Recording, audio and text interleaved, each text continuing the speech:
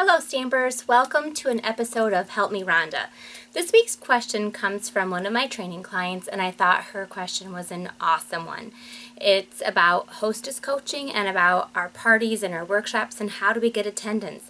Let me read you her question really quick and then I'm going to jump into my answer. The last 3 or 4 workshops have barely come to a party. 2 of them I had to combine to make it a party and split the hostess benefits between the 2 hostesses. When I have done my hostess coaching, my hostesses have told me that they have several ladies who have RSVP'd, and even on the Facebook events, it shows several coming. When the actual workshop occurs, it's the hostess and maybe 2 other ladies. I do the workshop, the ladies purchase some, but not enough for hostess benefits. I encourage the hostess to come with some outside orders so she can receive some free items. Sometimes this has worked and others it hasn't. I don't know if it's on my end, the hostess's end, or what I'm showing in my workshops that's not getting the sales. I do one make and take and usually do a demo prior. I try to keep the project simple but show a step-up version.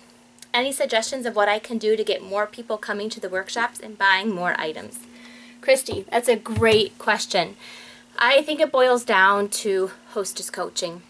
You can only do so much. You're right that it probably does have a little bit to do with the projects that you're showing, a little bit to do with your communication with the hostess.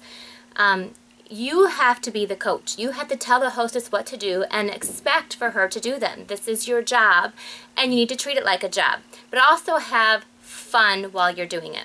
So let me give you a brief overview of what I would suggest for your next several workshops. Remember, it takes consistency in doing it over and over again until you're going to see the results. Number 1, you mentioned one thing in there, and I'm guessing most of your workshops you're doing via Facebook events or email or texting or just word of mouth. I strongly suggest, even the year 2014, that you do mailed invitations, and I mail them out for them. At this day and age, it's even more important for them to have a visual reminder in front of them. So 4 forms of communication for every single workshop that you do. You mail out invitations, so that means the hostess needs to get me her guest list, usually after a week of her picking a date, at least 2 weeks before her event. I mail out my own invitation that I have printed up on my computer, and I'll even share it with you in this blog post. So you're free to copy that and use that. Yes, you are going to invest a few dollars in postage, but that's little compared to the results of making sure that people are actually getting invited and they know when the event is. And they're going to get several reminders. Yes, you can do an email. Yes, you can do a Facebook event. Yes, you can use the hostess portal on our DBWSs. But you need to do all of them together. And that way I work with my hostess to let her know that I'm pretty serious.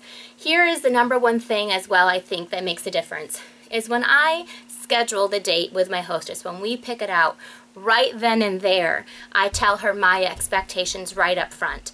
I love to stamp and I love to have fun, but this is also my business. So she is required to have at least 6 to 10 people there. So that means she needs to get firm RSVPs. I promise you, I will supply all the fun, I will do all the work, but you have to make sure that you have the people there. It just boils down to her following through, calling and texting, and we're going to be mailing out the invitations. And I'll even mail them out for you. Let me show you real quickly what my hostess packet looks like. And then, got to see a close-up of my face there, huh? Then you'll see what I mean.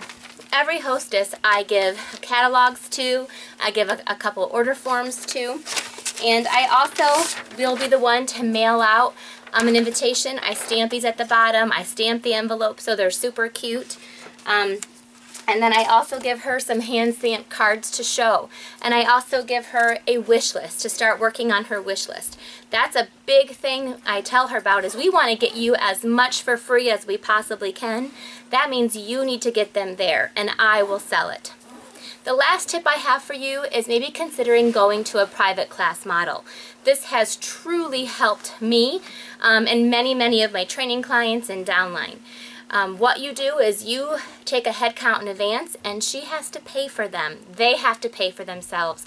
It's clearly written out in my in the invitation that it's $10, they're going to make 4 cards, but it's free with an order. It's still always free with an order.